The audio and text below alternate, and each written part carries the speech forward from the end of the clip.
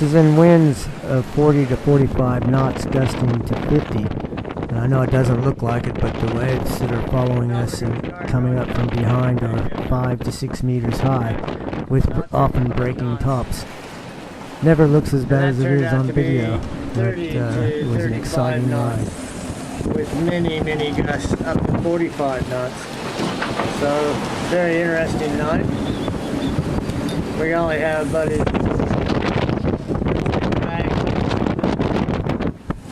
7 to 7.5 knots. We just did 22 miles in the last 3 hours.